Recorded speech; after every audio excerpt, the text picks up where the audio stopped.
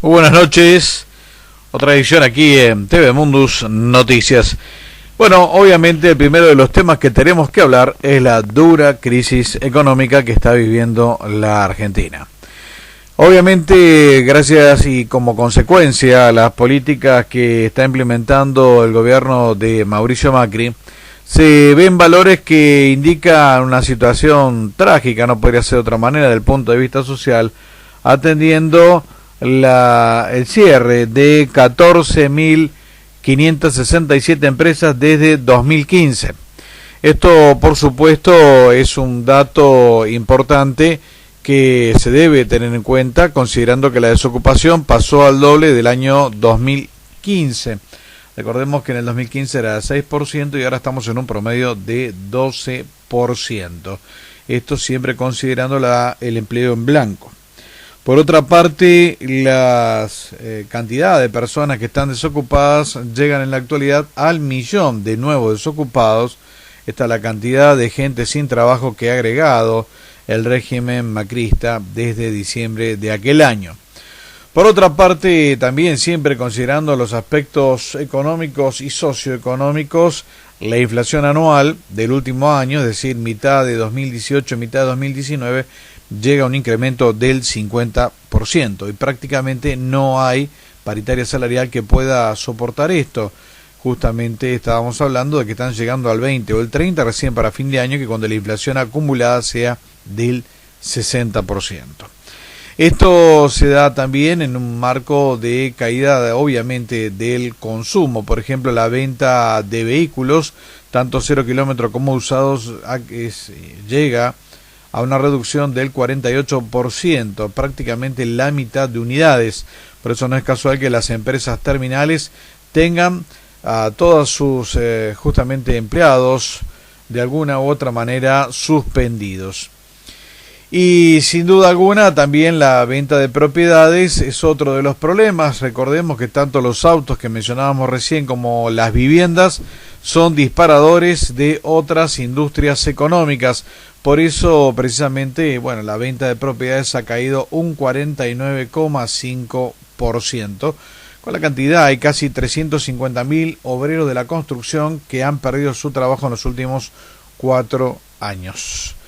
Grave por donde se lo mire y, por supuesto, consecuencia de la crisis económica.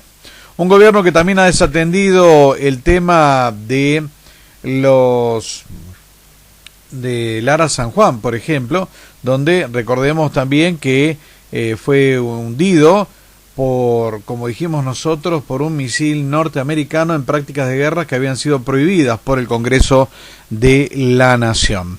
De todas maneras, para cubrir al presidente Mauricio Macri se creó una comisión bicameral en la cual primó la posición del oficialismo y apenas se descargó un poquito de bronca por inoperante a Oscar Aguad, pero se escondió lo sustancial, la responsabilidad política del comandante en jefe de las Fuerzas Armadas, Mauricio Macri, ante lo que fue un acto de guerra en prácticas de combate consensuadas con Estados Unidos. Allí murieron los 44 héroes de Lara San Juan. Esta comisión presentó un informe que pasamos a escuchar en este momento. Claramente delimitado en la ley 27.433. En esa ley se nos encomendaba ya desde el principio del artículo primero, resumidamente, el análisis, la evaluación y el esclarecimiento de las causas y circunstancias del siniestro, de la embarcación, y el desarrollo de las actividades y acciones desplegadas por el Estado argentino para su hallazgo y el desempeño de la cooperación internacional recibida para su localización y rescate.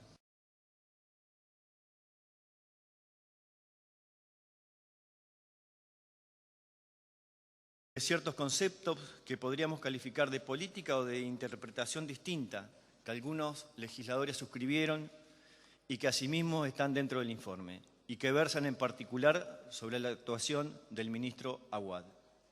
Creo que hemos hecho un trabajo serio, público, transparente y con la fuerza necesaria para vencer obstáculos que se nos presentaron. Voy a aclararlo para que no se confunda.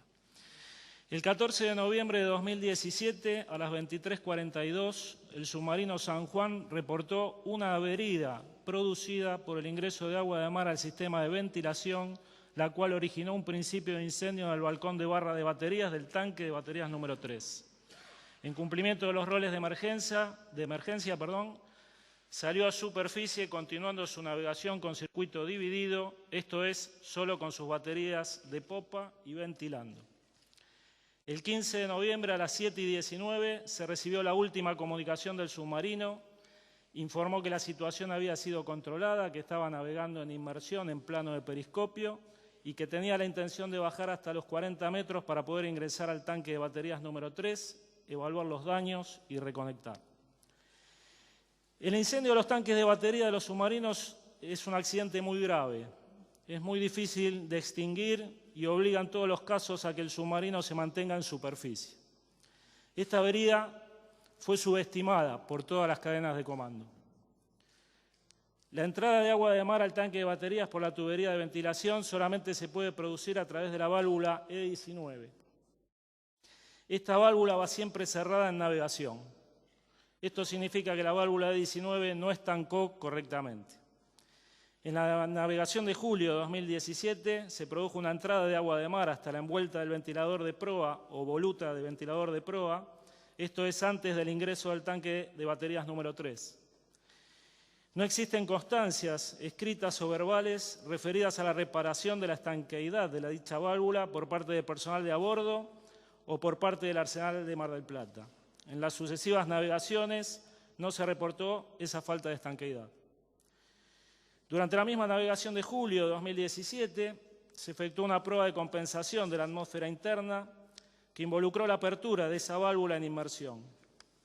Los protocolos y procedimientos vigentes indican que esa válvula debe mantenerse cerrada en toda condición de navegación.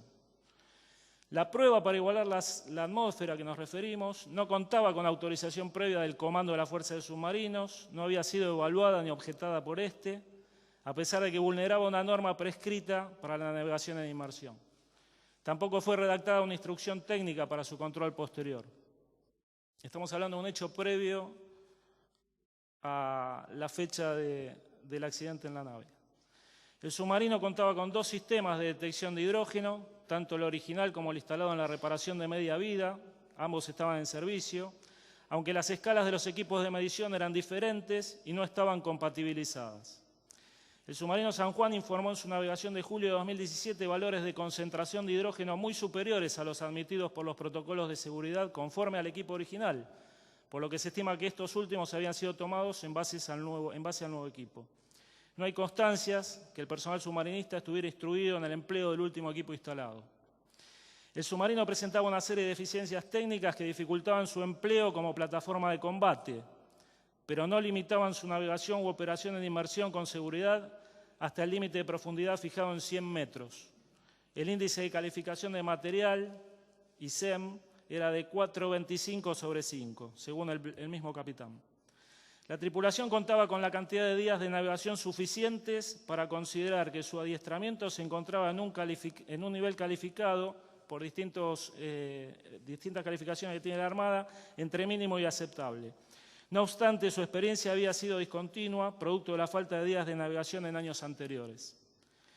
No existen indicios ni evidencias que la reparación de media vida hubiera sido causa de la pérdida del submarino, ni que alguna deficiencia en la misma hubiera podido impedir la resolución de la emergencia.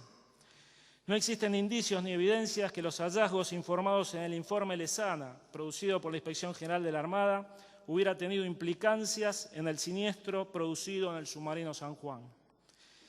Este siniestro puso en evidencia una crisis organizacional por los siguientes acontecimientos. El comandante de la Fuerza de Submarinos, a diferencia de otros comandos navales o militares, es la autoridad de control de submarinos. Tiene la absoluta, indelegable y permanente potestad sobre el tipo y forma de navegación que debe desarrollar el submarino, ya sea en inmersión o en superficie. Dicho comandante no asumió la gravedad de la avería y no evaluó correctamente sus implicancias. Tampoco recabó asesoramiento del personal técnico calificado, pese a tener a su disponibilidad documentación sobre este tipo de incidentes. Tampoco recibió el asesoramiento ni la advertencia de los oficiales de su Estado Mayor.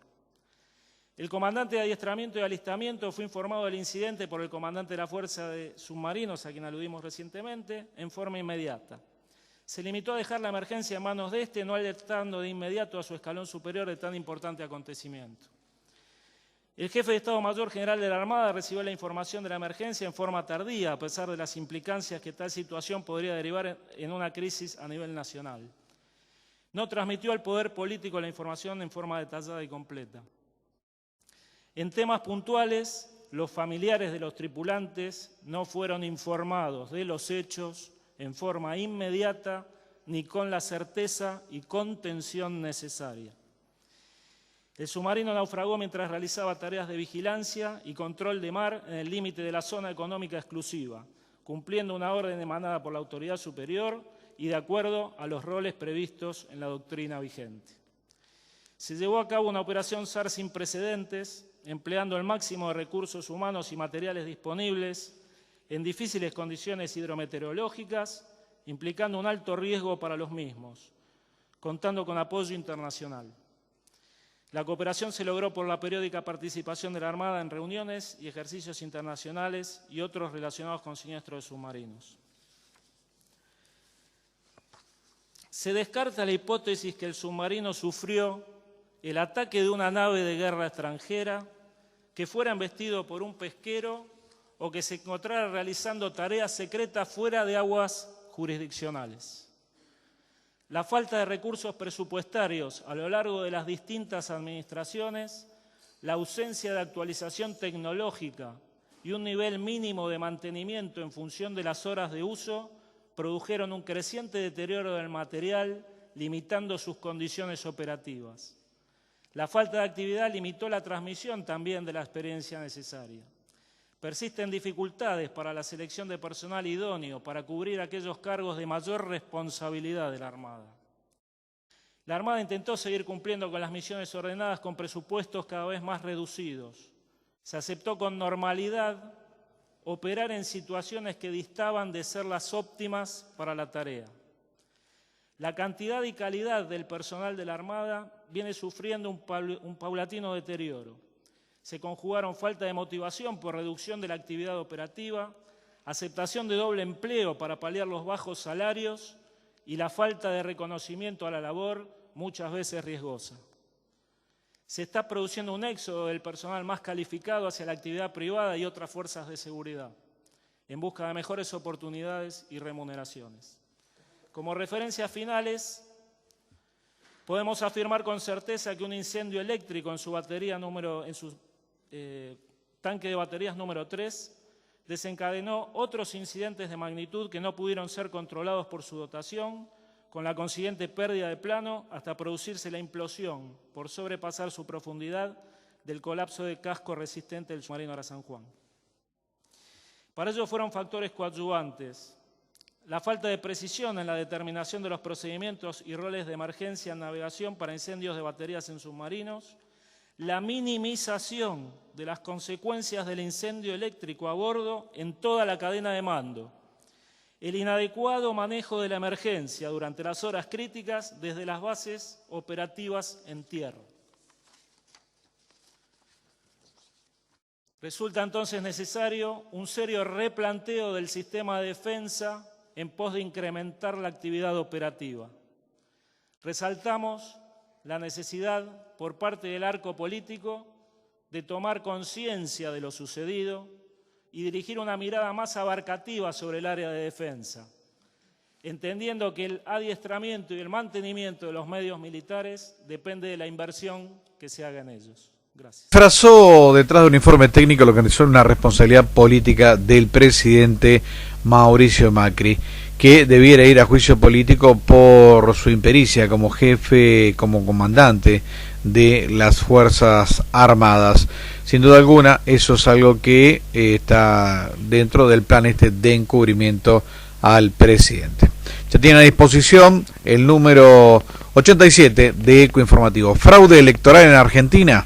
Bueno, por supuesto, a disposición de ustedes, lo van a tener acá en PDF, ustedes saben, como siempre, en ecoinformativo.com.ar. Reiteramos, vamos rumbo a las PASO y están todas las sospechas de un fraude electoral en nuestro país, como nunca ocurrió desde 1983. El retorno a la democracia está mucho más complejo de lo que nos imaginábamos. Nada más, muchísimas gracias. Daniel Campo Espada, Novo Mundosnet, Televisión.